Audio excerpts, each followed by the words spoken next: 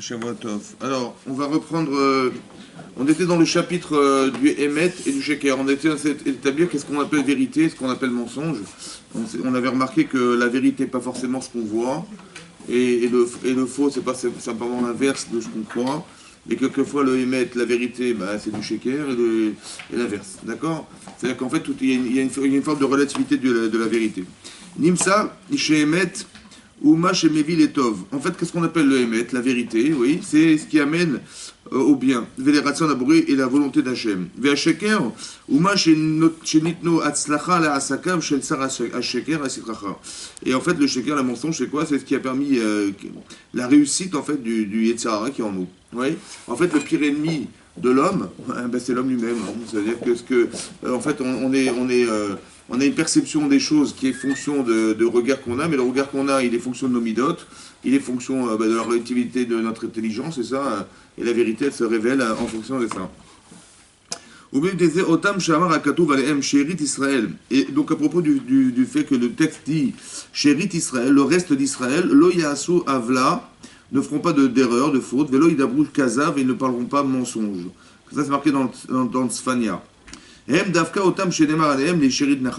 voyez de qui il s'agit? C'est qui les shérites? C'est qui le reste? En fait, c'est des gens chez Missim Atzman Kesheraim. En fait, ils se considèrent comme reste. Ça veut dire qu'ils ont une forme d'humilité. D'accord?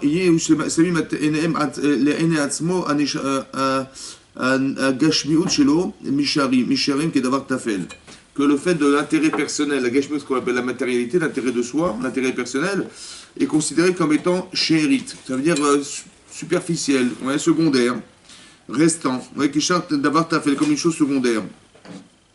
Veikar sheifato les ruchaniut, et l'essentiel de son aspiration, c'est la ruchaniut, la spiritualité. Verak em meumatim be'anagatam, et c'est ça qui va donner de la véracité à leur comportement. Oui, d'essayer à chaque fois de savoir est-ce que spirituellement ça vaut la peine. Oui, quand j'appelle spirituellement, ça veut dire la loi est spirituelle. Ça veut dire que quand vous respectez la Torah, vous respectez la loi de la Torah, c'est spirituel. Après, le problème qu'on va avoir sur le plan spirituel, c'est est-ce qu'on défend la loi ou on défend l'humain? Hein? Mais des fois, ça peut être contradictoire. Par exemple, il y a un principe dans la Torah, c'est marqué Vachai Baem. Oui, on doit vivre par elle. On doit vivre par les mitzvot. La Gemara d'expliquer, Vachai Baem, on vit par elle. Velo Yamud Bael, on ne meurt pas par elle. Ça veut dire qu'on n'a pas le droit de mettre la vie en péril sous prétexte de respect de la loi. Donc est-ce que c'est plus important, la loi ou la vie? Hein? La vie. Pourquoi? Ah mais là, quelqu'un qui transgresserait la loi, il transgresserait la volonté d'Hachem. J'ai compris. Alors c'est pas facile à comprendre, parce que d'un côté, la vie de l'homme, qu'est-ce que c'est que la vie de l'homme par rapport à la volonté d'Hachem? Mais d'un côté, on sait pertinemment quelqu'un qui transgresse Shabbat, ouais, d'après la Torah, il est condamné à mort. Ouais, quand il le fait volontairement contre la volonté d'Hachem, il est condamné à mort. Et quand on voit des gens qui sont en danger de mort, même s'ils ont un petit pourcentage de disparaître, vous voyez, ce qui est contraire à la Torah, normalement on va d'après la majorité, et là on va d'après la minorité. On a une petite chance de penser que c'est dangereux pour la personne. Qu'est-ce qu'on fait? On transgresse nous Shabbat, pour lui sauver sa vie. Que si nous on transgresse Shabbat, on est condamné à mort. Mais de sauver la vie des gens au détriment de ceux qui nous condamnent devient une mitzvah et pas une avéra. Donc Vachai Baem, alors c'est quoi la vérité alors? Qu'est-ce qui est mensonge? Yitzhara me dit, mais attends, tu vas pas te bécher les Shabbat. Ça va, c'est contraire à tes volontés, à tout ce que tu as construit. D'un côté, c'est l'inverse qui doit se passer. La vie est prioritaire. Comment? Pour faire la halakha, il faut être vivant. Il faut être vivant. Et c'est quoi être vivant? C'est avoir la volonté de faire la loi. Mais d'un côté, je transgresse la loi. Ça veut dire que, quelque part, j'ai l'impression d'avoir transgressé la loi, en essayant de sauver les gens. Et pour moi, c'est un traumatisme. Parce que j'ai toute ma vie construit ma vie sur le fait de te chômer Shabbat. Ouais. Et on me demande de faire l'inverse de ce que je conçois. Elle est où la vérité? Vous avez compris? Alors la Torah dit, tu vas vivre avec. Et ne pas mourir. On ne peut pas être tributaire de la loi. Et souvent, malheureusement, il peut arriver dans le chinour ou dans toute forme d'éducation qu'on a de nos enfants, qu'il y ait des gens qui ne supporteront pas des enfants qui tournent mal, par exemple. Hein? Et qu'est-ce qu'on fait? Ben, ils les mettent dehors. Ouais, il ne va plus leur parler.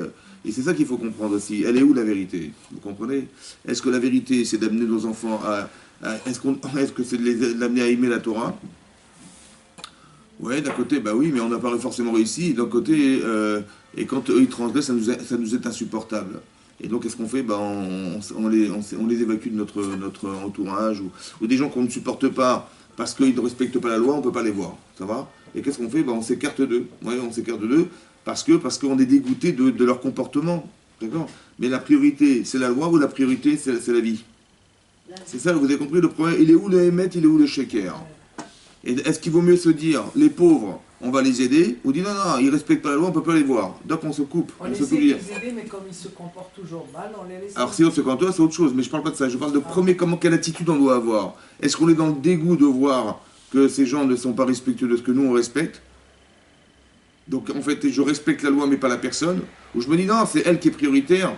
Parce que la Torah me demande de respecter la Torah, la loi, c'est-à-dire de respecter pardon, la personne. Donc comment je vais réagir? Bien sûr que je suis dérangé, mais est-ce que ce que je ressens est émette? Bien sûr que c'est bête, il transgresse la Torah. Mais est-ce que ça veut dire que la vérité de cette réalité-là, c'est d'échapper à ces genres de personnes? Ou de me dire non, la vérité, c'est de l'amener à pouvoir respecter ce que je pense. Vous avez compris le problème? Dur, dur. Comment? C'est dur. Ben, c'est sûr que c'est dur. C'est ça la Vodat Hashem. D'accord? Ben oui, c'est ça. Ça veut dire que est-ce que mon. Ben, je dis, mais moi, mais ils sont dans le shaker. Je ne vais quand même pas rentrer dans le shaker, dans ce qui est mensonger. Donc, tout pour moi, je traduis ceux qui respectent la loi de la Torah, ben, il est dans les mètres, et ceux qui ne respectent pas, il est dans le shaker. Et donc, on s'éloigne du shaker. C'est ça la règle. Mais il faut nuancer. Il faut être capable de nuancer. Oui? Est-ce que j'ai le droit d'imposer ma vérité pour que la personne qui va la subir, hein? Non? Alors comment ça se passe? Non, il faut. Hein? Est-ce que la Torah, est-ce que la vérité, écoutez-moi bien, quand vous réfléchissez comme ça, vous dites, j'apprends la Torah, mais est-ce que la Torah doit m'éloigner des gens? Non. Ben non, alors comment ça se gère? Parce que je vois bien que je suis en difficulté. Parce que quand je respecte la Torah et que les gens ne respectent pas, j'ai l'impression d'être en porte-à-faux avec ces personnes, j'ai l'impression de rien avoir avec eux, j'ai l'impression comment dire, de vivre avec des étrangers, des gens qui sont complètement incompatibles avec ce que je pense. Et comment ça se gère ça? Réciproquement, hein, réciproquement. Évidemment, évidemment. Donc, Si on commence à avoir l'air de quelqu'un qui, eh ben, les autres ils s'en vont, ils veulent plus. j'ai compris, j'ai compris. Après est-ce qu'on donne envie ou pas? Pas forcément, des fois c'est eux qui ont des a priori. Ah ben on parle pas de ces gens-là. Bah oui, évidemment, dans ces cas-là, il faut absolument s'en échapper. Parce que c'est nous qui sommes en danger. Oui. Vous avez vu que par exemple Lot et Abraham, un jour Abraham, il a décidé de quitter Lot. Il s'est séparé de lui. Et pourquoi il s'est séparé de lui? Parce qu'il a pris une mauvaise chose. Hein? Mauvaise influence. Mauvaise influence. Donc ça veut dire que des fois c'est dangereux. Quand on n'est pas préparé à confronter cette situation, bah, il faut se sauver, évidemment. Vous avez compris? Mais la vraie démarche, la Torah ne peut pas nous séparer des gens. Ça va? C'est pas parce que la Torah n'a pas vocation à séparer les gens. Par exemple, vous allez vous rendre compte dans le Chinour, par exemple.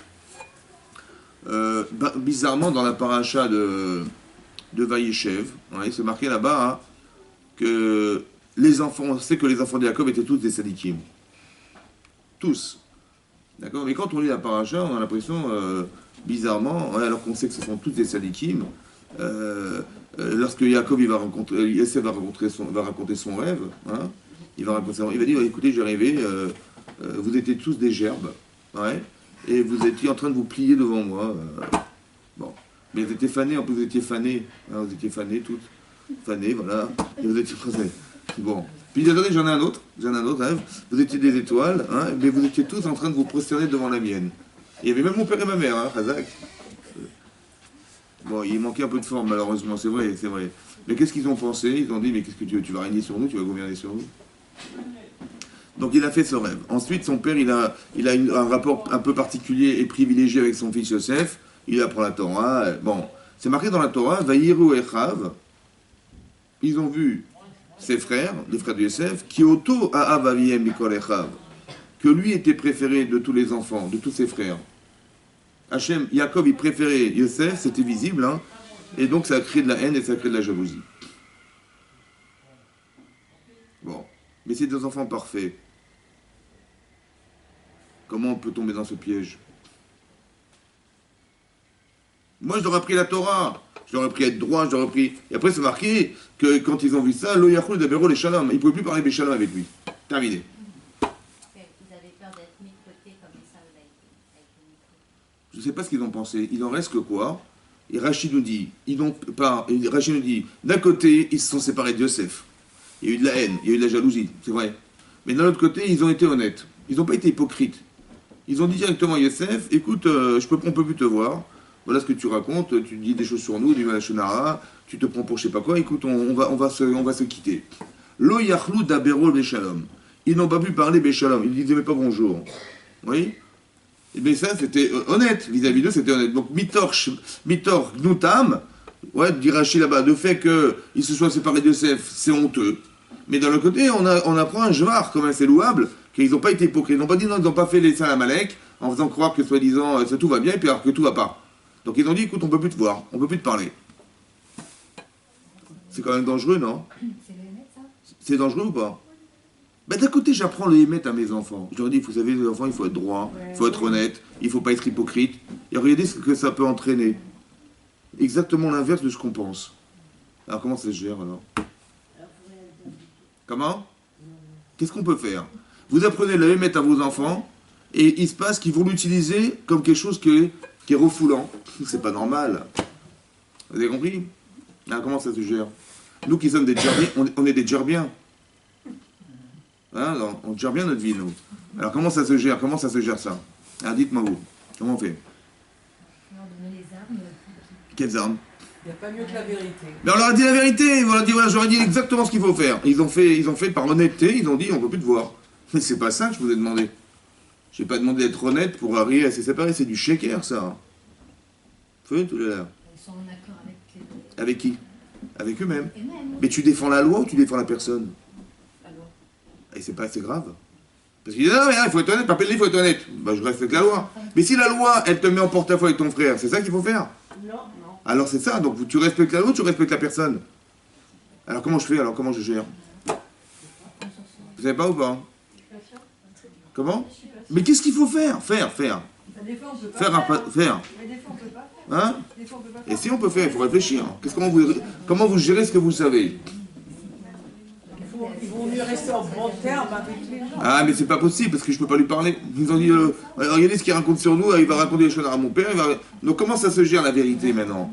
On apprend la vérité à nos enfants, on leur apprend des gens droits. C'est-à-dire qu'on peut fauter en étant des tzadikim parce qu'on va fauter en étant victime d'une vérité. Ah, il faut comprendre comment ça se gère ça. Hein? On peut pas couper Hein? les ponts avec son frère. Bien sûr, c'est juste. Alors comment ça se fait? Alors comment ça se gère alors? D'un côté, je respecte la vérité. La vérité, c'est que je suis pas hypocrite. Mon père il m'a dit qu'il faut être droit avec les gens, il faut être... Manifestement, il n'est pas droit. Il raconte des choses sur nous qui sont fausses. Comment vous dire? Il a un rapport privilégié avec papa et nous, alors on est quoi là-dedans? Et donc c'est dur à gérer ça. Hein. Et donc on est obligé de s'en séparer. Il faut reconnaître que c'est de nous, ça. Comment? Il faut reconnaître que c'est... Qu'est-ce qu'ils ont fait les pauvres? Bah, ils ont du mal à supporter la situation. Mais qu'est-ce qu'ils ont fait pour supporter qu'il y ait une différence qui soit orchestrée par leur père? Et c'est marrant parce que marqué qu'ils ont haï qui? Ils ont haï qui? Ils ont fini par... Youssef. Mais c'est à cause de Youssef ou c'est à cause de leur père? Et pourquoi ils ont haï leur père? Ils n'ont pas haï leur père. Ils ont dit papa, mais qu'est-ce qu'il fait papa? Ils ont dû haïr le père. Ah, ils n'ont pas haï leur père. Il y a marqué ils n'ont pas pu le voir. Ils ont été sonnés l'auto. Mais qu'est-ce que ça va voir avec lui? Il fait que subir le privilège que son père lui donne. il a rêvé. Comment? Il a rêvé. J'ai compris. Mais attendez, pour du... C'est lui le révélateur. Il a entériné ce que le... C'est vrai, mais quelque part, ils ont dit ouais, on peut plus te parler parce que voilà ce que tu, En fait, ils ont vu que son père, et dans le texte c'est marqué, ils ont vu que papa il faisait une différence avec Yosef et nous, et ça on peut plus parler Béchalom. Donc le problème il est de la différence mal acceptée par les enfants. Ça va? D'abord ça veut dire aussi faire attention que quand on se comporte d'une certaine manière qui crée une différence, il faut pas se dire mais moi je peux m'expliquer moi, vous savez, je vais m'expliquer moi, je sais pourquoi je l'ai fait, s'ils ont rien compris c'est pas grave. Parce qu'on crée une fracture familiale sans s'en rendre compte, sous prétexte que nos enfants ils comprennent rien. Et le problème, c'est qu'il va subir quelque chose qui est d'ordre comme un enfant qui va subir un choix de ses parents. Ouais, on a une certaine proximité avec un enfant, et l'enfant il le voit comme étant. Et on est où nous? Vous avez compris? Bon, il va rien vous dire, hein. mais il n'en pense pas moins, c'est-à-dire qu'il se sent complètement extérieur à la situation, et donc il se sent complètement ignoré quelque part. Il dit, mais ils ont vu, et donc ils vont haïr celui qui, en fait, on va haïr les personnes qui sont la cause de nos problèmes. Oui. Mais le problème, en vérité, il faut comprendre que ça, c'est du shaker. Ça va? Non, ça veut dire quoi, shaker? Shaker, ça veut dire du mensonge. C'est le regard qu'on a, il est faux, en fait. De la même manière que le regard est faux, de dire que par honnêteté, je vais me séparer de la personne, c'est faux. Pourquoi c'est faux? Parce que on ne nous a pas appris la Torah pour nous séparer des gens. Oui, c'est plutôt le contraire. C'est ça le problème. Donc plutôt que de dire, waouh, papa il fait des différences, et mon frère qu'est-ce qu'il raconte des choses sur nous, etc., je ne peux plus lui parler. Je dis, mais pourquoi? Parce que honnêtement, je vais lui dire la vérité. On t'a pas demandé de dire la vérité aux gens. On t'a demandé de solutionner cette vérité. La Torah n'a pas été donnée pour se séparer des gens. La Torah a été donnée pour que justement on puisse se solutionner ensemble. L'honnêteté ne peut pas, je ne peux pas être tributaire de mon honnêteté personnelle. Je ne peux pas être tributaire de ma véracité. Je ne peux pas être tributaire, de ma manière de croire. Parce que ce que je crois, c'est que je défends la loi, je défends les midotes, je défends des choses, mais au détriment de quoi? Quel intérêt j'ai au final, on va se séparer des autres, donc on va se retrouver seul. Mais l'otov yoté adam levado, ça n'est pas bon d'être seul. Vous avez compris? Donc c'est forcément du Yetzer Hara derrière, c'est forcément du Yetzer Hara derrière, bien que c'est justifié par une vérité. Je dis mais c'est la vérité, voilà, et voilà comment il parle, voilà comment il se comporte, voilà comment mon père il fait des différences, tout est vrai. Mais d'accord, mais cette vérité elle peut pas te séparer des gens, c'est pas possible. Donc il faut que tu comprennes que si tu vois ça, il faut combler cette carence en disant à papa, écoute papa, on se sent étranger, écoute papa, il fait du lachonara, c'est à toi de faire ton travail, etc., etc. Donc on est obligé de se dire, mais j'ai pitié pour Youssef, comment il ose parler comme ça? Et cette pitié-là, elle doit entraîner à ce qu'il y ait un comportement qui fait qu'au contraire, on va se retrouver et pas se séparer sous prétexte de différence de loi. Il ne respecte pas la loi. La Shonara, il respecte pas, il se prend pour le roi d'Israël, il ne respecte pas la loi. J'ai compris. Donc qu'est-ce que tu fais maintenant? Tu dis, bah, s'il ne respecte pas la loi, on va le condamner. J'ai dit non, il faut essayer de penser qu'au contraire. Qu'est-ce qu'on pourrait faire pour l'amener à penser? La Torah est une solution, elle me crée un problème, la Torah, ici. Parce que par honnêteté, je vais me séparer de mon frère, c'est pas possible. C'est pas ça que la Torah voulait dire. C'est ça qu'il faut distinguer entre le Hémet et le Sheker. Je ne respecte pas la loi, je respecte la personne. Et parce que je respecte la personne, la loi doit s'adapter et faire en sorte qu'elle soit respectée par la personne qui la transgresse, et pas l'inverse. Quand on voit quelqu'un qui n'est pas chômeur Shabbat, on a de la peine. On ne dit pas, mais qu'est-ce qu'il nous fait, il nous gâche son Shabbat, là? Ça va, c'est ça. Parce que quand je dis ça, mais quelque part, est-ce que c'est ça qu'Hachem voulait? Non. Est-ce qu'on peut comprendre que si un groupe fait du lachonara, Oui. on essaye de pas en faire, il faut rester parce qu'il ne faut pas se séparer? Il faut pas rester. Il faut essayer de savoir comment je vais leur apprendre à ne pas en dire. Vous avez compris? Par exemple, quand Rabbi Shimon Bar Yochai il sort de la grotte après 12 ans d'études, mais pas 12 ans d'études comme ça à la yeshiva, il s'est enterré dans la terre, je ne sais pas ce que vous vous rendez compte, hein. Donc il a dit, ben, c'est pas grave, je vais m'enterrer dans la terre pour étudier la Torah, malgré tout. Pourquoi? Parce qu'il disait, mais si je garde mes vêtements tels quels, ils vont s'user, ils vont se salir, et comment je vais prier Hachem avec des vêtements sales? Donc il a dit, ils se sont carrément déshabillés, ils s'en sont mis dans la terre jusqu'au cou, pour étudier la Torah en étant couvert. Que Shabbat. Non, il mettait tous les jours pour prier, parce que c'était par respect. Donc qu'est-ce qu'il a dit, hein? Il a dit, voilà, bah, quand si je vous dis, bah, tiens, on risque de se salir, on va rester quand même, on ne sait pas combien de temps on va rester, bon, il y a de la terre, on n'a pas de quoi laver, il y a de la terre, qu'est-ce qu'on fait?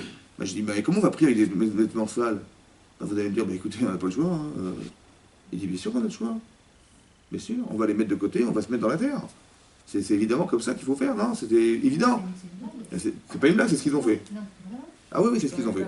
Maintenant, ils ont tellement souffert dans la grotte. Ils ont tellement souffert dans la grotte qu'ils ont eu des crevasses sur la peau que Rabbi Pinchas Ben Yair, qui était le talmide de Rabbi Shimon Bar Yochai, quand il l'a vu, il a pleuré, et il y a une goutte de ses larmes qui sont tombées sur lui, il a crié tellement ça lui faisait mal. Il a dit, avec la souffrance que j'ai eue, je peux être méchapé à toutes les fautes du cas Israël jusqu'à la fin des temps. Vous mettez leurs vêtements pour Shabbat? Non, je n'ai pas dit Shabbat, pour prier, la prière. Donc ils ont dit, par respect pour Hachem, ça ne fait pas d'être sale, et donc ils ont dit, ils ont été prêts à sacrifier Le reste du temps, leur physique au détriment du respect qu'ils avaient d'Hachem. Ça va? Bon. Mais quelqu'un qui étudie comme ça pendant 12 ans de sa vie, bah, il a fait un sacrifice? Bon. Maintenant, quand il sort de la grotte, il voit des gens qui sont en train de labourer la terre. Il dit, mais qu'est-ce qu'ils font là? Qu'est-ce qu'ils font là? Ça va? Ils n'ont rien à faire d'autre. Ils sont oskim, ils s'occupent de Chaïcha, des instants de vie, alors qu'il faut s'occuper de respecter Chayolam, une vie éternelle, et eux, ça les rendait fous. Donc quand ils voyaient ça, ils brûlaient les gens qui les voyaient. Bon, qu'est-ce que dit Hachem? Hein? Vous êtes venus détruire mon monde, retournez dans la grotte. Et qu'est-ce qu'ils ont dit là-bas? C'est marqué dans le texte de la Gemara, c'est dans le Shabbat. Là-bas, c'est marqué de la Flamet Gimel, l'Akba Omer. C'est la même daf, ouais. Et là-bas, c'est marqué qu'ils ont dit, il dit qu'on doit retourner dans la grotte pendant 12 mois, parce que les Réchaïm, ils restent 12 mois au Gehinam. Pour eux, c'était le Gehinam, ouais, c'est l'enfer. Ils ont dit, on est des Réchaïm, on va retourner dans la grotte. Et ils sont retrouvés dans la grotte. Mais non, il avait raison, Rabbi Shimon Bar Yochai, ou pas? Il a dit, il faut tuer la Torah, et qu'est-ce qu'on fait dans ce monde là pour tuer la Torah, c'est vrai ou pas? Alors, il est où le faux, il est où le vrai?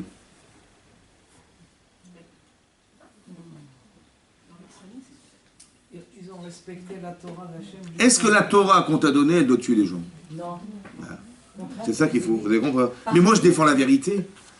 Attendez, je défends la vérité, je dis aux gens ce qu'il faut faire, c'est la vérité. Mais est-ce que la vérité est adaptée à ceux qui vont la subir? Alors qu'est-ce que tu fais? Ah, tu adaptes. D'accord? Parce que Vachaïbem, on vit avec elle, on ne meurt pas avec elle.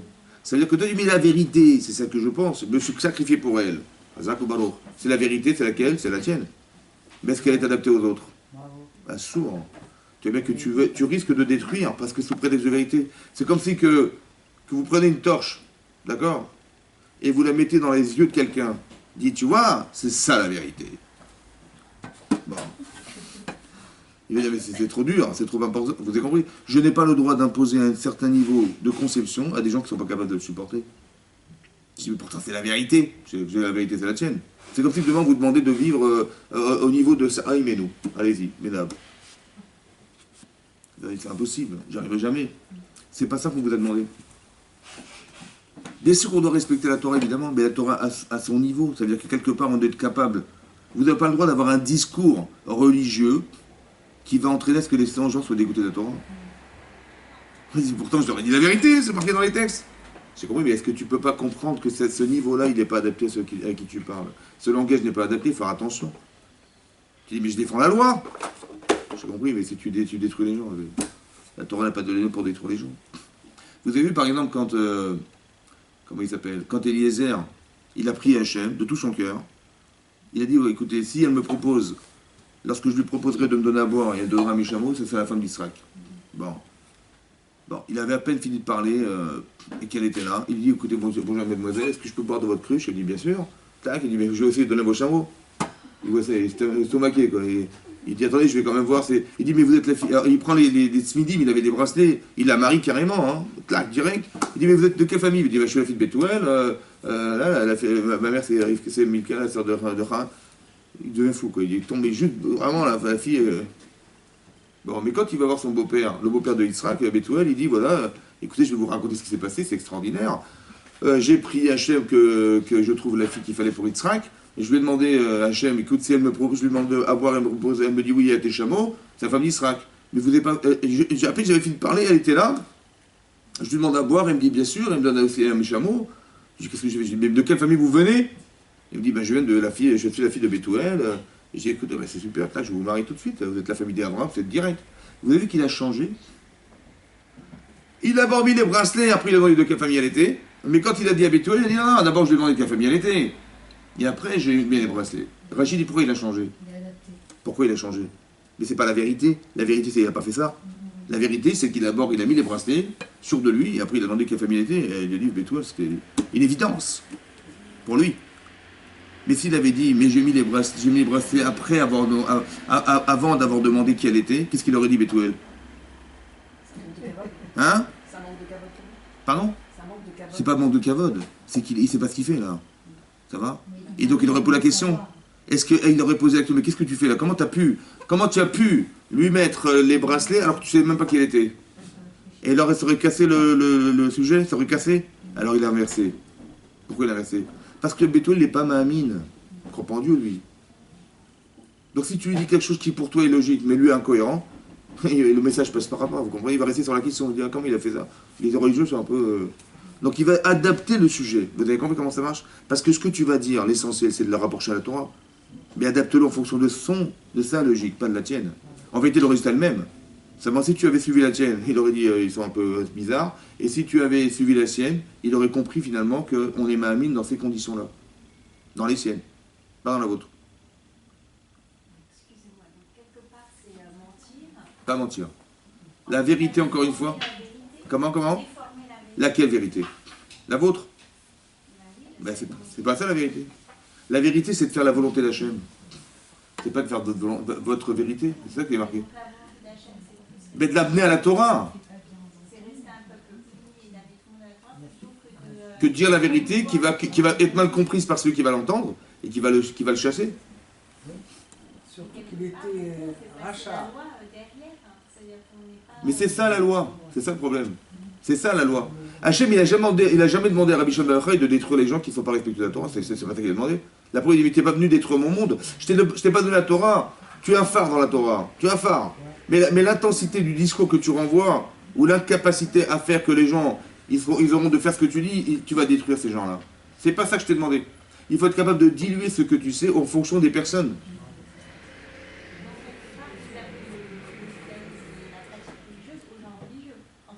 Mais non, je n'ai pas dit ça. Par exemple, si par exemple je vous fais un discours que je fais à la yeshiva. Bon, je suis à la yeshiva, on fait des chabouros, des gmarot, des tasfot, des choses. Vous n'allez rien comprendre ce que je vais vous dire. Mais je vous ai dit la vérité, c'est ce qui est marqué dans la Gemara. Ça va? Vous allez dire, mais le Rav, il parle pour qui, là? On n'a jamais étudié la Gemara de notre vie entière. Ça va? Vous dites, vous avez compris? Ou si je vous fais un cours d'Alacha, et je vous sors 300 000 Alachot. Ça va? Alors on y va en 2 heures. Une fois, ça m'est arrivé, malheureusement, et j'ai fait un cours d'Alacha à des femmes, pendant 2 heures, et c'était avant Pessah, je leur ai sorti toutes les... Une femme, elle m'a dit, Rav, c'était très bien, mais c'était trop. C'était trop. En fait, j'étais écrasé, vous avez compris. Et moi, j'ai dit, moi, je crois que j'avais bien fait, j'ai mis ce va. J'ai fait, mais on n'arrivera jamais à faire tout ça, c'est impossible. Et j'ai mal fait, en fait, parce que moi, j'ai cru leur dire la vérité. En vérité, c'était trop, vous comprenez? Et je les ai accablés, en fait. Moi, je crois que j'ai les encouragés, vous avez compris, je leur ai dit plein de trucs. Et puis, le poids derrière la croix, c'était trop. Ils ont dit, par quoi on va commencer? Et finalement, c'est trop imposant, vous comprenez? La vérité n'est pas ce que tu penses. La vérité, c'est d'amener les gens à la vérité. C'est pas pareil. C'est comme en couple, par exemple. Quand on a un conflit avec quelqu'un, on veut dire la vérité à son épouse ou à son mari. Il dit, j'en ai marre, et je vais lui dire la vérité. Bon. Et je vais lui sortir tout ce que je vais lui déballer, tout ce que je pense de lui. Ça va? Et il va se débrouiller avec. Il y a marqué dans la Torah, Ochia Torah Damitecha. C'est marqué, tu feras un reproche à ton prochain. Ben, le meilleur reprochant, c'est mon mari, je vais lui dire la vérité, et je lui sors toute la vérité qui se débrouille avec. C'est vrai? Bon, c'est ça qu'il faut faire? Non, pas du tout. Pourquoi? Ben, je lui dis la vérité. Il y a marqué, tu feras un reproche à ton mari, tu feras un reproche à ton prochain, je lui dis la vérité. Et voilà, je peux plus te voir, tu es comme ça, c'est terminé. Ah d'accord, on va être débrouillé avec maintenant. C'est ça qu'il faut faire? Non. Pourquoi? C'est méchant. C'est de la méchanceté. Mais c'est marqué dans la... Il faut faire reproche à son prochain. Ça sépare. Hein? Ça sépare. Est-ce que de dire la vérité dans ce cadre-là, ça rapproche les gens ou ça les éloigne? Ça les éloigne. Ah, ça veut dire comme ça. Tu aimeras ton prochain comme toi-même. Ça veut dire quoi? Il faut pas faire à ton prochain. Ça veut dire quoi? Comment vous le vivez ça? Alors je dis comme ça, écoutez-moi bien. Non, il faut pas Si tu avais entendu de quelqu'un d'autre ce que tu as dit à ton mari. Bon, moi tout à coup moi je suis une femme, ouais, et je deviens celui qui subit ce que j'entends. Et j'entends quoi? Et puis c'est comme ça, c'est comme ça, c'est comme ça, c'est comme ça. Et tu en as marre de ça, et tu fais comme ça, et t'es nul, et tu fais n'importe quoi, et tout ce qu'on te demande tu fais pas, et quand je te parle tu m'écoutes pas, et voilà, j'entends ça moi. Bon. Hein? Ça vous donne envie de dire ah oui elle a raison. Hein. Mais si tu supportes pas toi ce que tu vas dire aux autres, pourquoi tu le dis aux autres? Voilà, c'est ça. Si tu supportes pas toi ce que tu vas dire aux autres, pourquoi tu le dis aux autres? Parce que tu t'aimes. Pas faire ce qu'on veut. Les gens qui s'aiment. Mais c'est ça le problème, c'est mais je lui dis la vérité. Et il y en avait marre. Et il y en avait qui c'est pas possible. Et nous qu'est-ce qu'on croit? On va presser sur les ressorts, et il va rebondir. Vous savez que c'est comme ça. Vous écrasez un ressort, il rebondit. Il va rebondir. Il va pas rebondir, il va se casser un ressort. Mais pourtant, j'ai mis la pression, c'est bien cravé. C'est bon ou pas? Toute vérité n'est pas bonne à dire. C'est-à-dire qu'il faut faire attention, c'est du shaker en fait. Pourquoi c'est shaker? Parce que si tu vois que ce que tu fais n'aboutit à rien, c'est que c'était faux. Le Hémet a de l'avenir, le shaker n'a pas d'avenir. C'est comme ça. Le shaker n'a pas d'avenir. C'est ce que tu vois, tu dis mais je dis la vérité, mais ça s'arrête là où tu l'as dit, c'est que c'était du shaker. C'était faux. Parce que la vérité, Vous savez quoi? Quand on dit une petite allusion, le sheker, comment on écrit le sheker en hébreu?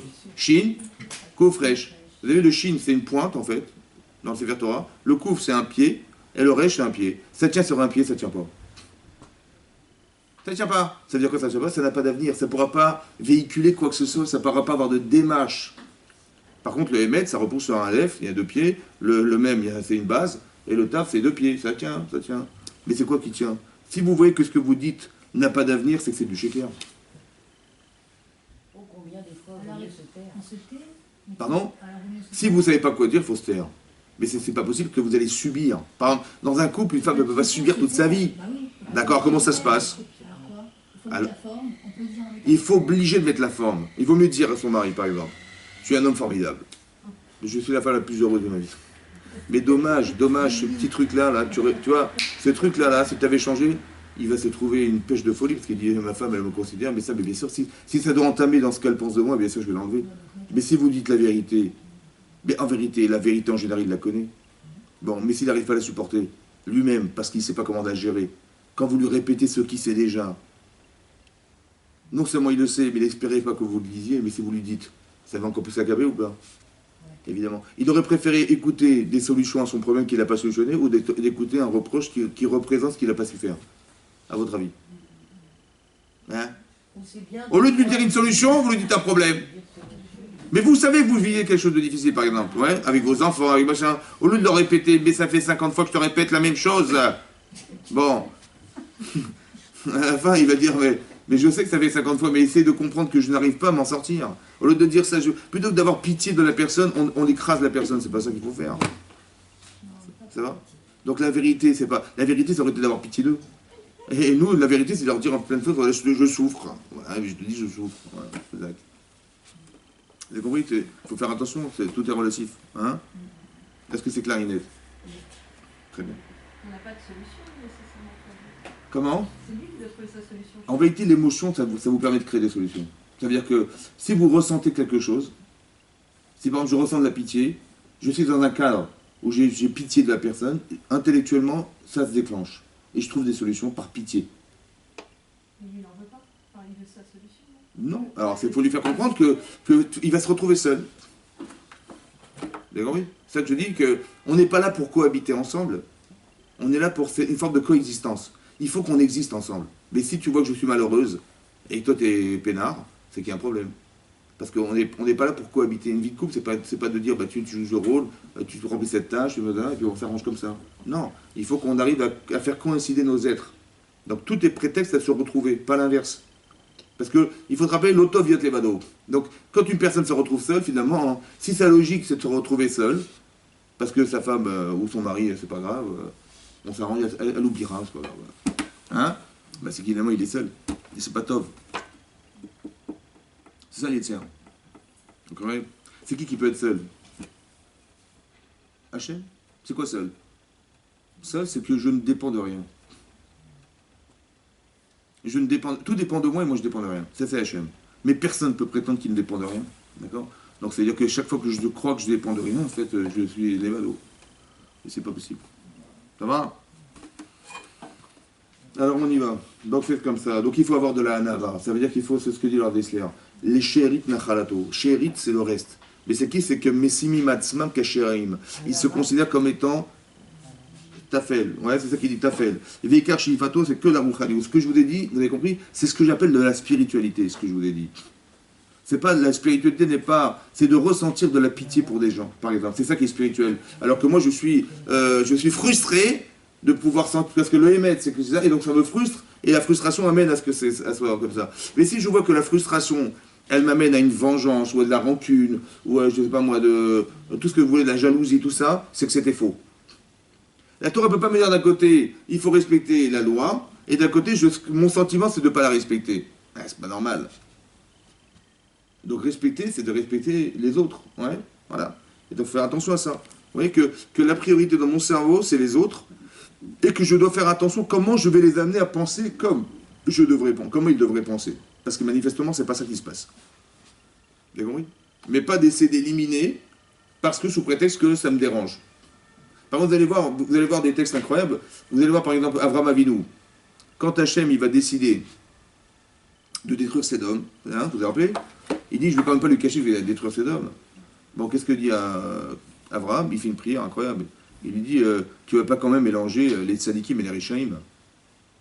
Ça va? Khalila lecha. Ça veut dire quoi le khalila? Halal, c'est quoi halal? Chol. C'est quoi, ça veut dire quoi? Chal. Chol, c'est quoi le chol? Il y a le kodesh et le chol. Khalila, c'est chol. Ça veut dire que c'est désacralisant pour toi de faire ce que tu vas faire.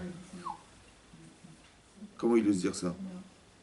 Ça veut dire que tu es obligé de faire disparaître parce que tu ne peux pas t'arranger. Vous avez compris ça? Khalila lecha ma'asel kadavarazé. Vayichal Moshe. Vous savez, on dit, il y a un passage qu'on dit dans la paracha de quand on fait des tarniot, ouais, et on dit un passage Vayichal Moshe. Hachem a dit à Moshe Rabbeinu, écoute, ils ont fait le veau d'or, ils ont fait les miraglim, ils sont, je vais les détruire, je ferai de toi une grande nation.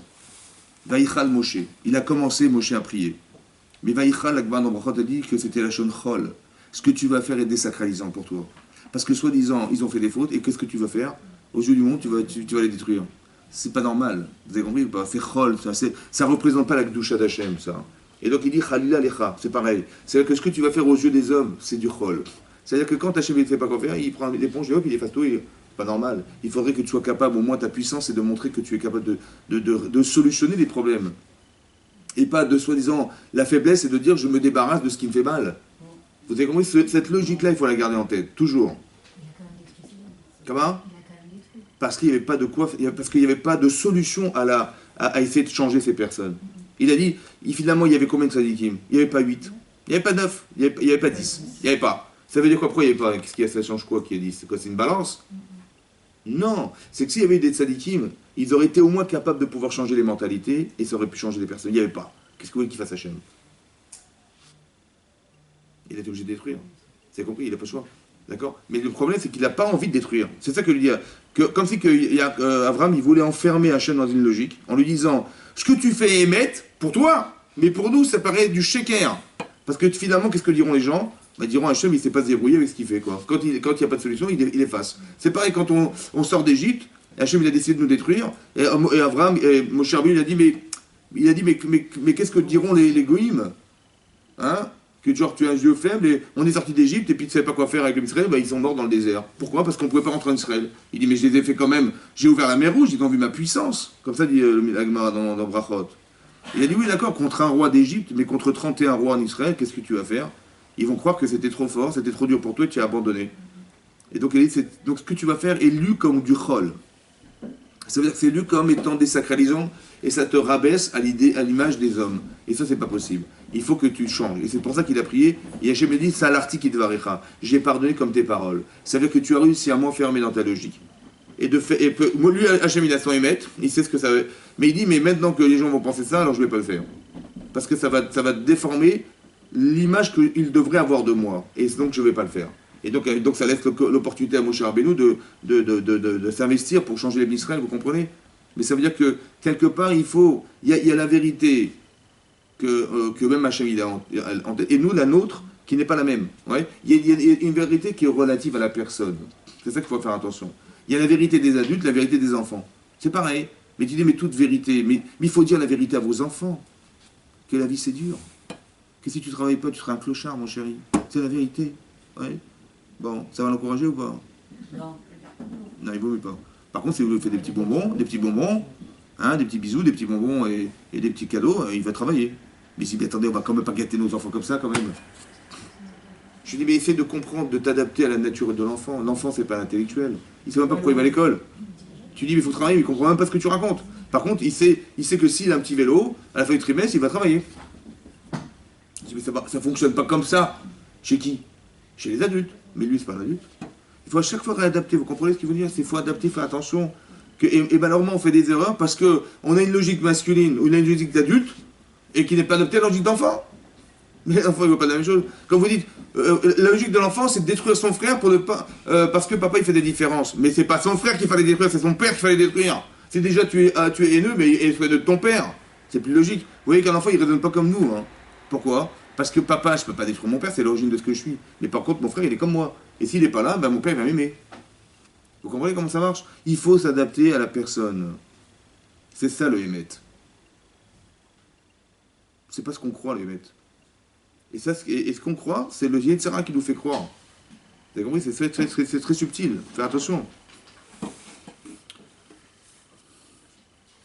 Vélorod. Et plus encore. Et la chémie, chez Ikar, chez Ifato, les Rav et la Sheker. Si quelqu'un a sa seule ambition et son seul objectif, c'est ce qu'on appelle le Ra et le Sheker, le mal et le mensonge. Af im ira be'ezeh dvarim shimatim bidiburu. Des fois, vous allez vous rendre compte que des gens, ils vous disent des choses qui sont vraiment adaptées à ce qu'ils ont dit. Ve'anagato les ovdot. Vous voyez des choses qui sont des vérités, qui sont pratiquées par des gens qui en vérité sont des menteurs. Mais vous dites, mais par exemple, vous allez vous rendre compte, il y a un Rachid dans Parashat Shelach Lecha, vous voyez, là-bas, Rachid dit que les Meraglim, ils sont revenus de l'exploration des 40 jours qu'ils ont fait. Ok? Donc ils sont venus avec une grappe de raisin qu'ils ont portée à 10. Donc c'était une grappe pesante, hein, elle était... Bon, c'est pas la petite grappe, hein, c'était la grosse grappe. Et ils ont dit, vous savez quoi, Hachem il nous a dit que c'est une Eretz Zavat Chalav ou de vache, ou coule le miel. Franchement, regardez les fruits qu'on a rapportés, ils sont extraordinaires. Bon, mais après ils ont dit, bon, ils sont gros, hein, ouais. Mais ils sont un peu gros quand même, hein. Vous imaginez les gens qui les mangent? Mais on va jamais y arriver, et tout, vous avez compris, on va tous mourir. Bon, en fait, ils ont dit du Hémet, mais pour dire du Sheker. Parce que Rachid dit que s'ils avaient dit du Sheker depuis le départ, ils disaient, vous avez la terre et les bidons, etc., ils disent n'importe quoi, on va pas les écouter. Mais quand tu commences par du Hémet et tu finis par du Sheker, ça passe. C'est pareil. Vous allez vous rendre compte qu'il y a des gens qui sont faux, mais qui vous font croire qu'ils sont vrais. Et ça passe. Mais les conséquences sont dramatiques. Il faut faire attention à ça. D'accord? C'est ce qu'il explique au Rav, que quelque part, que l'Ikar Sheifa de la personne, c'est de faire du mal. Et vous allez vous rendre compte que des fois, ils sont matim et diboro. Vous avez l'impression qu'ils disent des vérités, que tout est vrai. Oui. Mais comme les shekers, ils rachevo. Mais lui, ça lui est compté comme un sheker. Qui colle praté à maasim. Parce que tous les détails de nos actes, chez Mistarfim, qui est Kelim et Letachit Aikari, qui vont s'associer comme des étapes, comme des échelons, comme des maillons, qui amènent au but qui est la vérité, qui est le faux. Im matarato sheker. Si le but c'est d'arriver à du sheker, à kol sheker, tout est sheker. Que depuis le départ, quand il a dit, vous avez vu les fruits comme ils sont magnifiques, c'était dans le but de nous faire accepter du sheker. Alors tout est sheker. Mais ce qu'il a dit au début, c'était sheker. C'était faux. Donc faire attention à croire, ouais, que si j'ai une démarche, tu dis, mais j'ai pas le choix. C'est peut-être de ça qu'il a eu peur, Hillel, Shammai. Quand il a dit, qu'est-ce qu'on dit devant un khatan le jour de son mariage? Ketsan meragim nifna kala. Comment on danse devant une kala le jour de son mariage? La Gemara a expliqué, c'est pas qu'on va danser devant elle, hein, c'est qu'est-ce qu'on va dire à son mari le jour de son mariage devant elle. Alors on lui dit on doit dire c'est une femme charmante, une belle femme charmante à son mari. Alors Shammai il dit, ouais, mais d'accord, mais si elle est boiteuse, aveugle et qu'est-ce qu'on va dire? Elle est charmante, elle est belle, ça se fait pas. Il dit, bah oui, tu dois dire qu'elle est belle et charmante. Il dit, mais il est marqué dans la Torah, mitvar sheker tirchak. Tu t'es le droit de sheker, si tu vois qu'elle n'est pas si belle que ça, ils vont se moquer de toi, les gens, qu'est-ce que tu fais? Toi, tu penses une chose qui est contraire à ce que tu vois, c'est du sheker. Comme ça, il a dit Shammai. Ils ont dit, mais non. Comment? Voilà. Il dit, si quelqu'un vient te voir, si une femme, elle vient vous dire, t'as vu la robe que j'ai achetée, comment tu la trouves? Bon, vous dites, elle est moche, hein, franchement. Qu'est-ce que vous allez lui dire? Il dit, bah, Mazal Tov. Si elle vous avait demandé avant de l'acheter, qu'est-ce que tu penses de cette robe? Tu l'achètes pas, c'est ridicule. Bon, mais là, elle l'a acheté, maintenant, elle est avec sa robe. Qu'est-ce que vous faites? Je dis, bah, c'est magnifique. Alors, franchement, jamais vu une fille aussi... Bon. Vous allez lui dire, mais en vérité, mais c'est du mensonge. Je dis, mais si elle l'a acheté, madame, c'est que ça lui plaît ou pas? Oui. Mais ce qu'elle voulait entendre, c'est d'une critique ou lui dire qu'elle est belle? Ben, qu'elle est belle. Alors, vous lui dites qu'elle est belle. Ça veut dire que la vérité, elle est relative à la personne. Et tu vas dire à cette femme, à son mari, ben, elle est superbe ta femme. Pourquoi? Et dis-moi, je l'aurais jamais épousée, hein, mais toi, bon. Et ça veut dire quoi? Ça veut dire que, mais s'il a épousé, c'est qu'elle est belle, alors renforce ce qu'il pense. C'est ça le Hémet. Le sheker, il dit, mais je ne vais quand même pas me mentir. Ça travaille quand même. Comment? C'est pour ça qu'on fait court. Ouais. Sinon, j'aurais pas été là, sinon, mais bien sûr. Que c'est beau alors qu'on pense que c'est pas beau. Il faut savoir où est la vérité ou le mensonge. Le Yetzirah, il va vous dire, mais tu vas dire... Vous avez compris, c'est ça que je voulais vous dire, on est victime de la vérité qu'on s'est construite. Mais elle a des limites, cette vérité, il faut faire attention. Je dis, mais attends, mais moi, on m'a dit de pas mentir. Je ne peux pas mentir, je vais dire la vérité. Mais il y a des vérités qu'il faut pas dire. Parce qu'elles sont tellement... En vérité, comme ça, écoutez-moi bien. Tout ce que vous allez dire qui n'a pas d'avenir, c'est du sheker. C'est ça que ça veut dire. Parce que toute vérité qui amène à quelque chose qui n'a pas d'avenir, c'est du sheker. Je dis, mais j'ai dit la vérité. Et j'avais l'impression d'être vrai en lui disant la vérité. Et je ne vais pas lui mentir, et je ne vais pas me mentir, parce que me mentir, c'est de mentir. Non. Vous avez compris? C'est ça que je vous dis.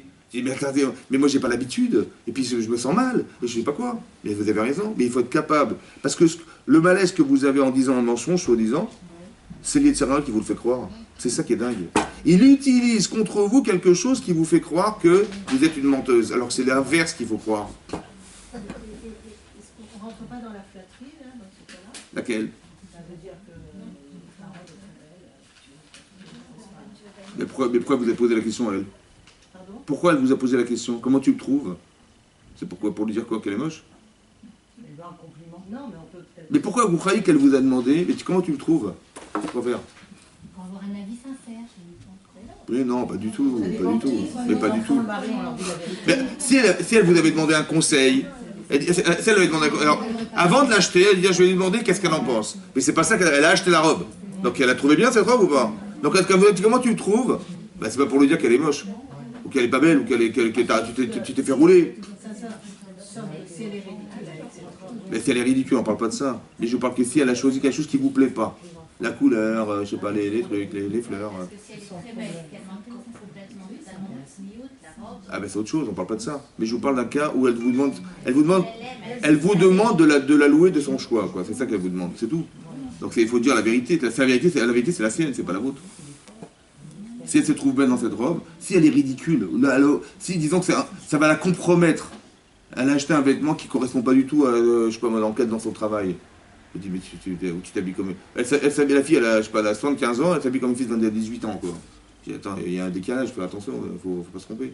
Ou une fille, elle a 25 ans et elle s'habille comme une fille de 45 ans, ou 75 ans, avec des robes des années, je sais pas quoi. Elle s'est trompée de trucs. Attends, là, elle veut se marier, madame, mais elle s'habille comme une clocharde.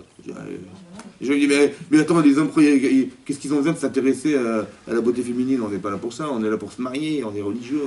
J'ai compris, mais le type, il va te voir comme ça, il va se sauver. Vous avez compris pas? Hein? Dire dans ce cas-là, Oui. c'est quoi le discours qu'on doit avoir Il faut, ça dépend de la question de la personne. C'est-à-dire, qu'est-ce que la personne attend de vous? Ça va? Si par exemple, elle attendait un conseil, elle dit, je l'ai acheté, qu'est-ce que tu en penses? Ça veut dire, je peux la rendre la robe. Alors si vous entendez ça, vous dites, bah écoute, je sais pas, mais combien tu l'as payé? Mais on pouvait l'acheter ailleurs. Et c'est, ah d'accord, je vais la rendre. Si c'était ça la question. Par contre, si c'était, non, je vais la garder, hein. Mais comment tu me trouves? C'est autre chose, c'est pas la même question. En fonction de ce qu'on vous propose, c'est là qu'il faut savoir répondre. Bien que c'est contraire à vos idéaux personnels, vous diriez, mais ça rentre pas dans mes critères. C'est vrai. Mais c'est pas ça qu'il faut regarder la personne. On ne défend pas la loi, on défend la personne, encore une fois. La loi, c'est une chose, mais il y a des comment dire, ça peut se contrarier parce que quelque part, je sais pas comment je vais lui dire, c'est gênant des fois. Mais c'est pas vous qui comptez. C'est ça que j'explique. Ouais. Zéou Sheishiv Loak Jbourou Yitzhak. En fait, le Rav Dessler, il ramène un exemple dans la Torah. Et c'est ça qu'il a répondu à Kadosh Baruch Hu à Yitzhak. Dans quel cadre? Il est comme ça. Kshéyatsa Yaakov dirta Esav. Vous savez que quand Esav est parti à la chasse, il a perdu sa place. Et qui c'est qui l'a remplacé? Bah, c'est Yaakov Avinu. D'accord? Mais lorsque Yaakov est sorti à la seconde où il sort Yaakov, et Esav est rentré. Vayicharat Charadak Dola Adbeod. Parce que quand il lui a dit, voilà papa, je t'ai préparé ce fameux plat que tu m'as demandé, il me dit, qui tu es toi? Il dit, mais je suis Esav, ton aîné. Quoi? Hein? C'est rapidement. Oui, non, mais l'inverse. Quand il est venu Yaakov, il a été rapide. Il dit, mais comment ça fait que tu as fait si vite? Il dit, bah, c'est Hachem qui m'a accéléré mon truc. Mais quand Esav est finalement rentré bien plus tard, c'est là qu'il a dit, mais c'est qui tu es? Mais j'ai déjà mangé le plat, j'ai déjà fait la bracha. Il dit, mais c'est moi Esav. Il dit quoi? Il a eu très peur. Et c'est marqué, Vayichad Charata Gdola Admeod. Vayichad, il a tremblé. Charada, un tremblement. Gdola, énorme, grand, Admeod, jusqu'à énorme. Ça veut dire qu'il était, il savait pas ce qui se passait. Itrelu Kotle Abait Martichim. Dit le Midrash que les murs, ils ont commencé à chauffer. Les murs. Amar, mi est faux. Il est où celui-là? Mi est faux, qui es-tu? Mi ouzé chez Atid le Afotkan. Il a dit, le Midrash explique qui est la personne qui va brûler ici. Efo, les efot en hébreu, ça veut dire mettre au four, brûler. Il dit, Ani ou Yaakov? Il a dit, c'est moi ou Yaakov? Il a dit, j'ai fait une erreur. Il a commencé à trembler. Il dit, mais qui va brûler? Il a vu le Guéhinnom en face de lui, quoi. Il a dit, mais qui va brûler? C'est-à-dire que c'est moi ou c'est Yaakov? Yaakov qui m'a trompé ou moi qui me suis trompé? C'est la question qu'il a demandé Yitzhak. Comment? Yitzhak. Pirouche, Il explique, chez Irgi, chez Eshkan Mirma, il a vu qu'il y avait une tromperie, il y avait une tricherie, il a compris. Il dit, Sha'al mi ou achayav, c'est qui est condamné? Im Yaakov chez Mirma, est-ce que c'est Yaakov qui m'a trompé, qui va être condamné? Ou mi chez Niachatzmo liot nifte, ou la personne qui a subi l'influence de celui qui l'a amené à dire la bracha, c'est-à-dire moi, Yitzhak. Ouais, chez Gam ou Loya Anus, parce que lui aussi n'était pas Anus, ça veut dire qu'il n'était pas dans un cas de force majeure. Chez Gvar, Matzah, Riouta, Akol, Kol Yaakov, a dit, mais d'Esav. Quand il a dit, mais c'est marrant parce que j'entends la voix d'Yaakov et je touche les mains d'Esav. Donc il savait pertinemment que ça pouvait être Esav, ça pouvait être Yaakov, il le savait. Donc il dit que je ne peux pas dire que c'était un cas de force majeure, puisque je vois bien que j'ai douté et j'ai choisi que c'était Esav. C'est ça qu'il a dit, oui? Oui. Il dit donc c'est moi qui suis fauteur parce que j'ai mal choisi ou c'est Yaakov qui a fauté parce qu'il m'a trompé. Il dit, ouais, Amal Ojbouchou Hachem lui a dit, Lo ata velo Yaakov. C'est ni toi ni Yaakov qui est fauteur. Et là j'ai où Atzad Atsaïd? C'est celui qui chasse, qui est un tzad, qui chasse avec la chasse. Lo atem em achakranim. C'est pas vous qui êtes les menteurs. Qui ben shenechem achezatem adavar lamito. Parce qu'entre vous deux, vous avez ramené les choses à leur vérité. Parce que la vérité c'est quoi? C'est que Yitzhak s'était trompé. Il s'était trompé. En pensant que c'était Esav qui devait recevoir la bracha alors que c'était pas lui. Donc il s'est trompé. Et donc, et Yaakov qui devait la recevoir, il l'a reçue. Donc entre vous deux, vous avez rétabli la vérité. Kemo Shayar Aouiliot comme ça aurait dû être. Ça veut dire qu'Hachem, il n'avait pas le choix de tromper Yitzhak pour permettre à Yaakov de recevoir la bracha. Mais non. Rak Esav, c'est Rak Esav, c'est Esav. Atzad Bepiv, qui chasse avec sa bouche. Ou chez Garam Amatsav Ameruma, chez Istal Karshav Al Yedechem. C'est lui qui a entraîné, en vendant sa Bechora, etc., qui en fait vous a trompé, qui lui a amené à cette problématique. Donc c'est Hachem qui a fait tout ça. Évidemment, il a solutionné 3 personnes en même temps. Alors je m'explique. Yitzhak qui s'est trompé, il a été trompé. Oui. Esav, il trompe son père en lui faisant croire que genre le religieux, papa on prélève du maaser sur le truc et il va tuer Nimrod, il voulait gagner sur les 2 tableaux. En fait, il voulait gagner dans l'Olamazé et récupérer la bracha de son père. Mais Hachem il n'est pas dupe, donc il va être trompé par son frère, qui va tromper son père et se tromper son... D'accord? Mais non, pourquoi Yaakov est obligé de tromper? Pourquoi, comment? Yaakov il est obligé de tromper et son frère, qui va tromper son père aussi. Ouais. Pourquoi? Yaakov il a trompé. Il a trompé son père. Pour faire la volonté divine. Alors j'ai pensé comme ça reste entre nous. Hein. Mais c'est Rivka aussi qui a aidé Yaakov. Bien sûr. Mais pourquoi ça a été comme ça? Pourquoi ça a été fait de cette manière? C'est Parce bizarre. que la vérité. Et c'est Yaakov qui méritait la bracha. Ah mais attendez, j'ai compris. Mais pourquoi c'est pas... La vérité ne peut pas être droite? C'est faire des tralouèdes. C'est ça la question. Mais non. C'est la question de mon Shabbat. Ah, c'était la question de Shabbat. Alors c'est pour ça que vendredi soir on dit Slalom alechem alechem ashalom. Alors, c'est comme ça. Pourquoi c'est comme ça? Parce que je pense comme ça. En vérité, Yaakov, il a pris à charge d'être quelqu'un d'autre. Ça va?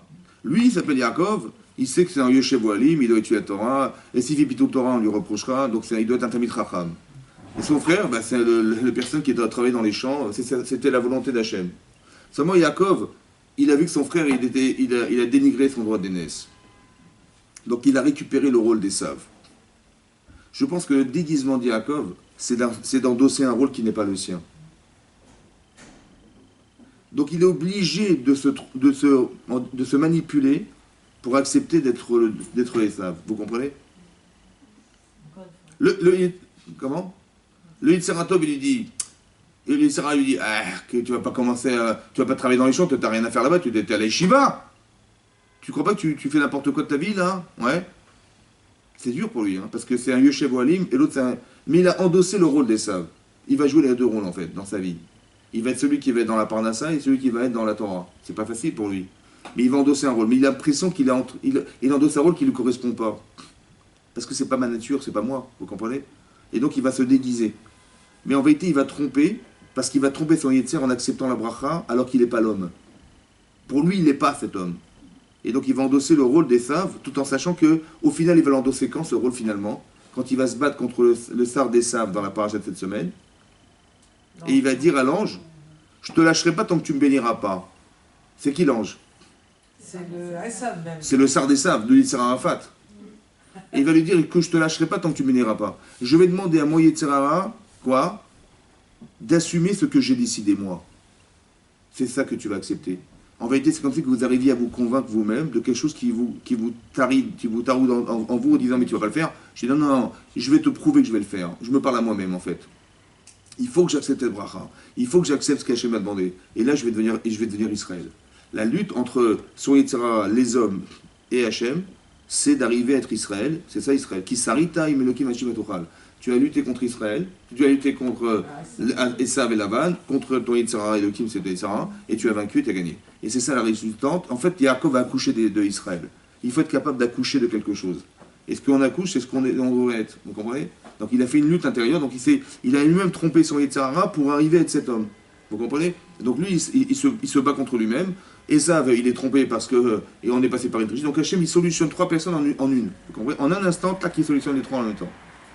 Je vais devoir y aller, mesdames. Chazak ou Baruch, Shavua Tov ou Mazal Tov.